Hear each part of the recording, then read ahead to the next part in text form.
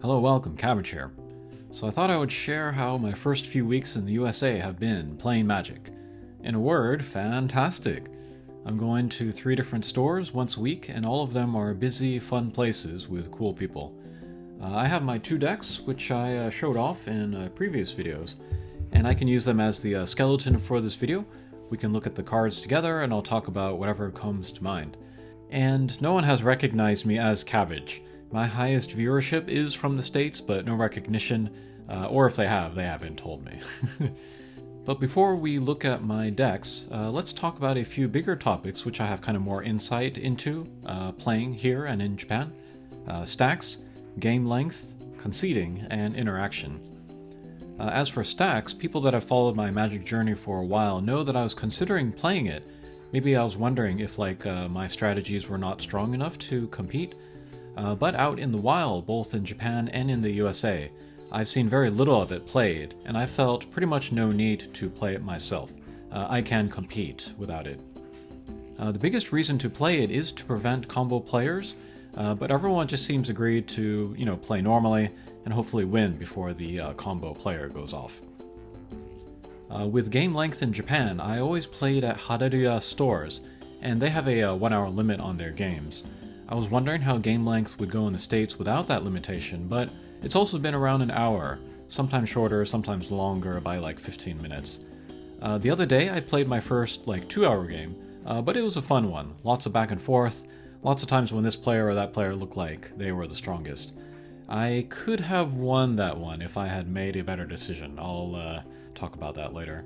Regarding conceding, I've only seen it like a group agreed concede or like in the final 1v1 situation when there's kind of no hope for one player. I haven't witnessed anyone suddenly quitting because they were upset about something not going their way.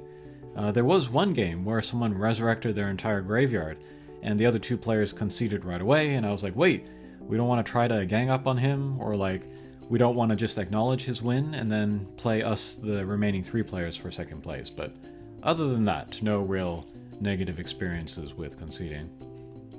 And then final topic, interaction. Common sayings that I see online are to play more interaction, or eat your vegetables, like interaction is not fun and a burden to include, but I love playing and seeing interaction. It's like the most fun thing. Maybe people shy away from it because they're afraid of upsetting people if they kill their thing or counter their spell. But one thing I have discovered about myself is the fun I feel from interaction outweighs any worry about other players. But when someone's plans get messed up, I like to see how they adapt and build back. And that goes for me too. I'm like, sure, destroy my stuff. I want to see how resilient I have built my deck, and I want to see if I am, skillful enough to pivot through a setback and still win. I've also heard the argument that playing single target interaction sets you back compared to the other 2 players who did not do anything. I don't care about stuff like that. I just enjoy the rush of interaction in the moment too much to worry about that. And then I feel like I have a good amount of redundancy in my decks anyways, so even if I use up a card, I'll maybe have a chance at that effect again later in the game. Okay, but with that, let's look at the decks. We can talk about this one here. This is my Monored Subira deck. And then this one... Oh, another thing I should have talked about was how often the conversations about brackets come up. Maybe 1 in 3 games come up, and then it's never very, what do you call it? Very kind of squared off, people will say it's a strong 2, or it's a strong 3. It never really matters. We all just kind of just play anyway. But we'll be vague. We'll say mid power or high power. But then that also depends on the person and how they play. So yeah, kind of brackets have not been a super big factor in sort of pre-game discussions. But yeah, there's my commander, Subira. I do need to get an English version of her. One thing I'm finding is that the Japanese cards are kind of throwing people off, and I have to explain everything. But that's fine. But yeah, she's not very threatening at all. And then I can get in my guys unblocked. I can draw lots of cards. I have drawn lots of cards off of her, so she's been doing her job. Otherwise, just including lots of little guys, They cost 1 or 2 or 3, and they have power 1 or 2. And then here is a Kikijiki. I've won with him a couple times with this deck, starting with the Goblin Recruiter, you know, and going through that, you know, 5-6 card combo. So that's been good. Let's see. Oh, yeah, I talked about this in a previous video, but Zurzoth, one of my favorite cards in this deck. I just like the random discarding thing. Yeah, and then here's some interaction that I talked about earlier. I love these. Chaos Warp, I use that on somebody to get rid of something. Oh, I know what I wanted to do. I was about to discard my hand with Subira here, and then I had a Chaos Warp in hand and I had enough mana, so I just used it on a guy. And then he was an artifact deck. He got out that that Kamigawa, like, Voltron Mech Titan or something, and then eventually killed me with that, so whoops. Oh, and this has been amazing. This is the one where you can either copy a spell or redirect a spell. I've used this to copy like Itali triggers, you know? So I'll get, you know, 3 free cards, or I'll change destruction, destroy effects to back to the player or something. So this has been an excellent, excellent card. And then here, Vandal Blast, I actually had not included this in my deck for a long time. But, you know, when you play a mono red color, you know, that color is going to be good at some things and weak against some things. And I feel like rather than try to shore up the weaknesses of mono red, I would sort of lean into the strengths. And one of that is kind of artifact destruction.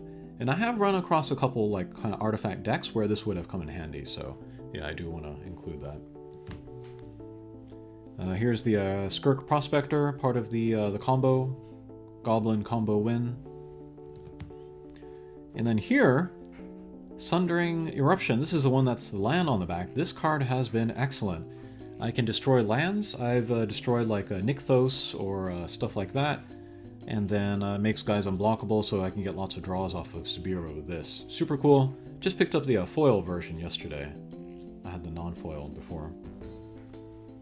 And then here's Braid of Fire. This card is wacky, but has the cumulative upkeep, and this has come in handy too. My Subira can be a good mana sink, so that's good there.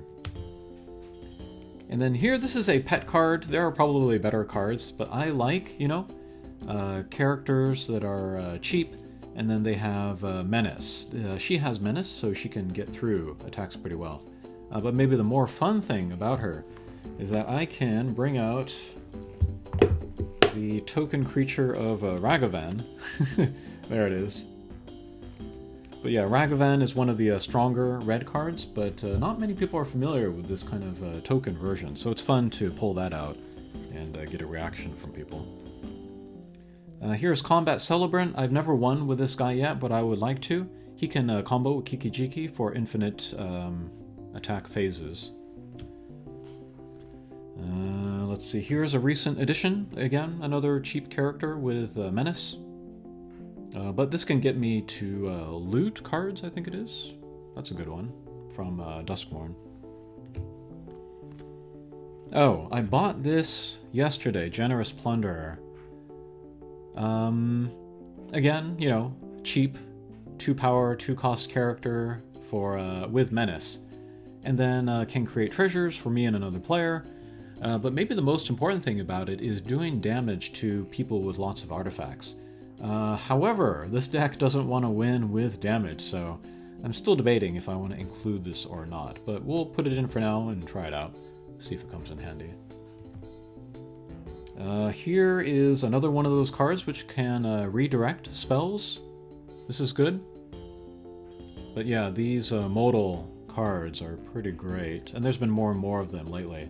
This can also make it so that people can't block, so that's another way to get in damage. Draw cards off of Subira. Oh yeah, here's the, what do you call this? Like a copy mage or something?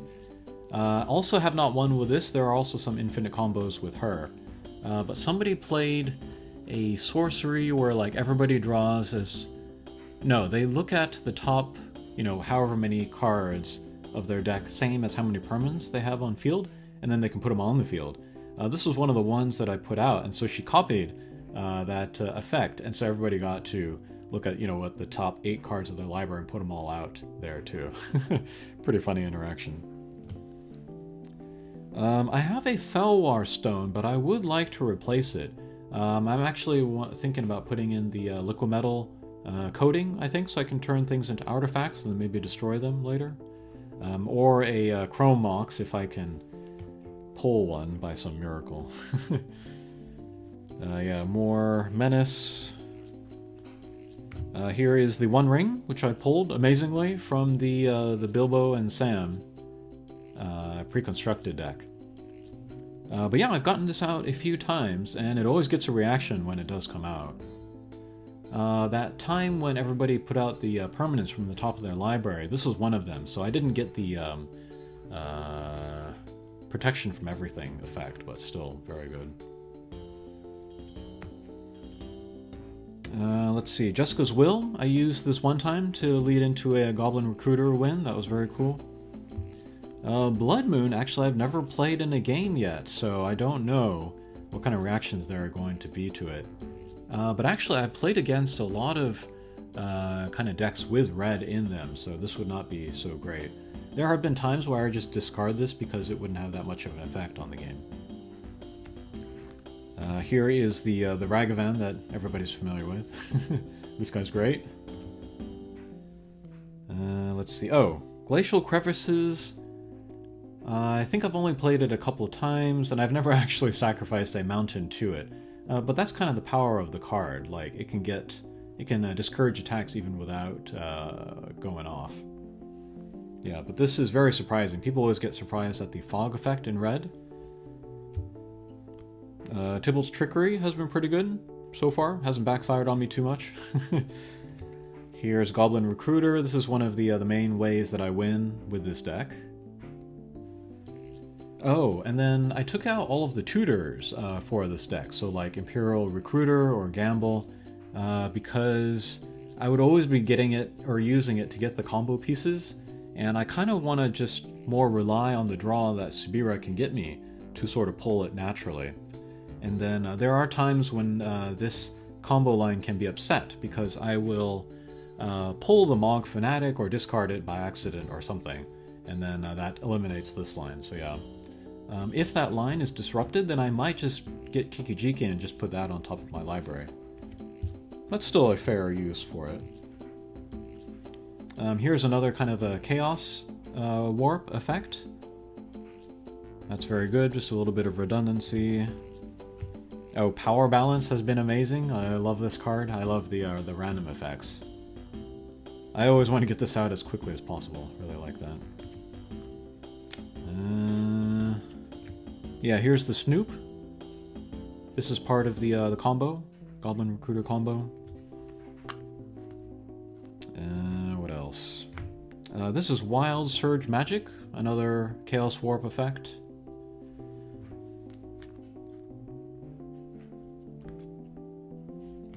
Burgie has been good. I put her in for this side so that she can generate mana so I can cast more spells per turn. But there was actually one game where I was just like desperate for an answer to a game-winning state, so I did play the back. So I could discard the useless cards in my hand and maybe try to get an answer off the top of my library. It didn't happen, but it's good to know that that option is in there. Let's see. Oh, here is a Sticky Fingers. This is an amazing card. 1 mana enchantment. What is it? Give somebody Menace, and then whenever it connects on a player, creates a treasure, and when the creature dies, draw a card. Just a lot of stuff going into this one card. Really, really happy about that. Here is Fear of Missing Out. Also has an infinite combo with Kiki-Chiki. I'll see if I can pull that off sometime. Here's a Moria Marauder. This is a great way to exile cards off the top of my library. And yeah, Subira can make him unblockable, so he's pretty great. Here's the Mog Fanatic, which if I draw or discard by accident, then my combo line is ruined. And, oh yeah, here's another recent addition, Disrupt Decorum.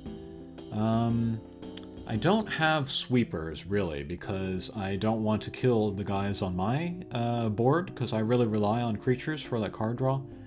So I'm not going to include like Blasphemous Act or anything like that. But this is kind of a sweeper. At the very least, it'll buy me a turn so that people can't attack me. So yeah, I really like this.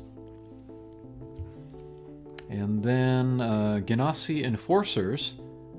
I knew of this card from Arena. It has kind of a different effect there, but on paper it has the Myriad effect. So I can, when I attack with this character, I can make a copy for each player, and then maybe get a lot of card draw off of Subira. So I like that. Cheap. No evasion, but still good. Professional Facebreaker, creating lots of treasures for me. That's really good. And then another recent addition, Mizium Mortars. This is kind of like an alternative to a board wipe. But yeah, I can overload this, so I can do 4 damage to all creatures except for mine. So that's a nice way to sort of sweep the board without touching my characters. Mizium Mortar. So yeah, I like that. So that's my red deck. I have won a couple times, and it's both times have been with the Goblin Recruiter combo. Actually, I guess I can show you my mana base while we're here. But I have a bunch of snow-covered mountains. That's that. I have about 35 lands in this deck, but I played it with fewer, and it was fine every time, so maybe I want to cut some stuff. But the reason why I have more lands now is because I've been adding more colorless. So like here's a Mishra's Factory. Create a guy to maybe activate Subira's thing. Blink Moth Nexus for the same thing, but with flying. Temple of the False God. This is a poor man's ancient tomb. But this is also a foil of the old frame, so I really like that. And then Gemstone Caverns. When I opened that box of a Time Spiral, I happened to pull that. I have played this turn 0 a couple times, and it always gets a big reaction out of people. But still useful, even with the colorless mana. If I get it later, I can use that to activate Subira's abilities, so it's fine late game. And then Ghost Quarter, just in case I need some land destruction. Yeah, but I just like that border as well. But yeah, that is my red deck. Very, very pleased with that. That's kind of my highest power deck at the moment. Alright, next, let's look at my Rigo deck. I've shown this many times. But yeah, people don't know this card, so they always have to read it, and they underestimate it. This too I have won a couple times. And actually I won with it yesterday, and then I beat the guy who's kind of agreed upon as like the strongest player of the store, so that was pretty awesome. I think some people don't like playing with him because he plays very strong cards and he sort of plays in a ruthless way. But when I was playing him, I was kind of feeling like, I don't have to hold back against this guy. I can just do everything that I want to do. I do notice that there are a lot of players that do seem to hold back, and they suffer for it, and they also extend the length of games by doing that. But yeah, just lots of characters that have 1 power, that cost 1 or 2, and then have some kind of utilities. Like this guy can destroy artifacts or enchantments. Giver of Runes can give protection. She's really helpful.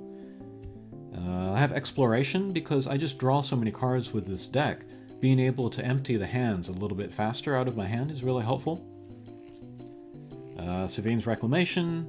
I have actually used this for lands if I get kind of mana screwed. But otherwise I'm grabbing maybe enchantments to buff my guys. But yeah, pretty good card. Mana Dork. It can also attack, And then pretty much every game I've been able to attack with or activate Rigo's ability turn 3. I can play him turn 3. And so like my kind of ideal plan is turn 1, put down a land, and then play a 1 mana creature. And then second turn maybe I can play another 1 mana creature, and then turn 3 play Riga, and then attack with these guys, and then immediately get some card draw, maybe 1 or 2 cards, so pretty good stuff. Yeah, some removal here, use this a lot. Another unblockable guy. Dolmen Gate, so that my guys can attack into big blockers and not die, just to set off, Rigo's draw. Another creature I can sacrifice to destroy artifacts or enchantments. I have a few of these where you can sacrifice them to counter spells. I have countered a couple spells before, but I felt bad because the cards were in Japanese and people weren't able to read it, and so I sacrificed it, and I was like, oh, do you pay the one? And they're like, no, I can't, so I countered their spell. One of them was a Cyclonic Rift, so I didn't feel bad about that.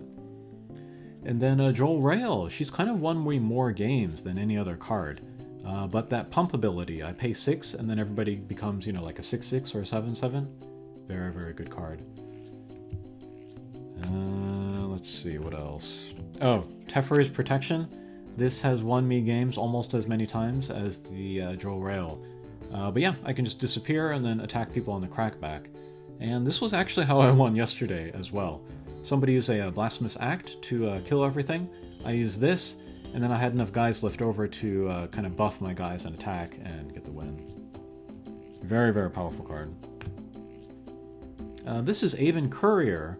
Riga comes in with a shield token. With this guy, I can make copies of that shield token and put it on other things. Maybe like enchantments that buff my guys. Kopatek Wrecker has been great. I can destroy artifacts or enchantments.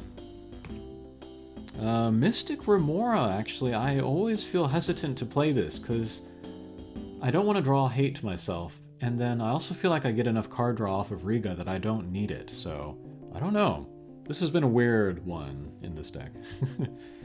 Reconnaissance is great.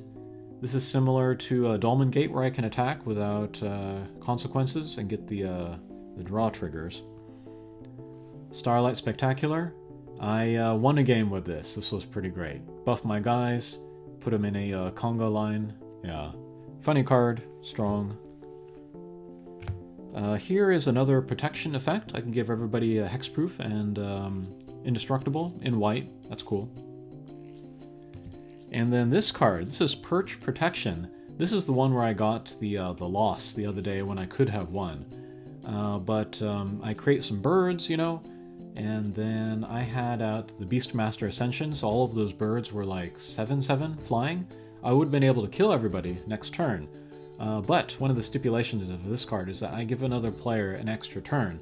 I gave the wrong player the extra turn, and they won on that extra turn. I should have given the extra turn to the guy that was going to die that turn anyway. Nobody gave me advice for that, but live and learn, I guess. And then here's one of the sweepers that I have in my deck, this Battle of Bywater. I've used these a ton, and yeah, it never hits me, and it always hits a bunch of other guys, so very, very effective card in this deck. What else we got? Yeah, Tetsuko Umezawa to make my guys unblockable, very useful. Chilean, he was kind of popping off yesterday. I can play cheap creatures, draw cards, put out lands, maybe play more creatures, that kind of thing. I don't have the combos with this, where you can kind of like draw your whole deck. I don't know if I want to do that. Like, there are ways to play bounceable lands or bounceable creatures to make that go, but I'll think about it. I want this deck to be a little bit lower power than the kind of instant win combo, the mono red. Oh, this is one of the MVPs, but Toppelgeist. When I play it, I can tap a creature, that's fine, open me up to get attacks in. But if I have 4 types or more of cards in my graveyard, every player's upkeep I can tap something of theirs, so I can tap their biggest, scariest creature. Very, very powerful. And then Mirror Entity, this is how I won yesterday. I could pump everybody, I think everybody was a 9/9, because I had enough mana. The game had gone long enough for that, so very good card there. Ginger Brute, love this guy. Foil, old border, very cool, old frame. I did play one game where I got out the emblem for Ajani, Sleeper Agent, where I can give people poison counters, and yeah, maybe win that way if I can't win with direct damage or some other kind of pump effect. I have gotten people up to like 6 poison counters, but I haven't killed anyone with this yet, but someday I would like to do that. And then Strixhaven Stadium, which was kind of my original win condition for this deck, I have actually never pulled this and never played it in a game, so still waiting on that. Flare of Fortitude, this has saved my bacon, just like Teferi's Protection. I've won games off of this. Here's Beastmaster Ascension, another buff spell. Really like that card. Oh, Abiding Grace has been insane, because every turn I can get back, Esper Sentinel, or Curse Catcher, or some kind of 1/1 flyer for blocking their big attacker or something. Really good. Also happy to get this in the old frame foil. And Delny's been great to double a lot of triggers, a lot of pulls. This can double Toppelgeist as well. That's pretty hilarious. What else? Oh, Azure Beastbinder, another MVP of this deck, but he can turn off the abilities of any creature or artifact, make him a 2/2, turn him into a bear, basically. I had this in the Japanese before, but I found myself having to explain it like so often and in so much detail that I just got I bought the English version here. Esper Sentinel, like I just said. I kind of feel similarly with this as I do the Mystic Remora.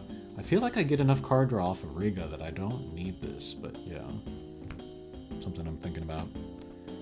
And then here's another sweeper. Power 3 or higher creatures are destroyed. I've never used this other side to give everybody a hexproof. This is a nice removal spell. Just do damage to people. Kind of a rare ability, do direct damage in white. And then one more sweeper, power 3 or higher. Yeah. But yeah, very happy with this deck. Very consistent and pretty resilient as well. And then this is my land base. I don't know. It's good. I mean, I have lots of these lands that give you 2 types of mana.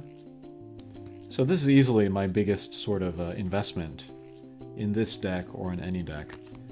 But I wonder, like, could I get away with more basics, And then, like, fetch lands.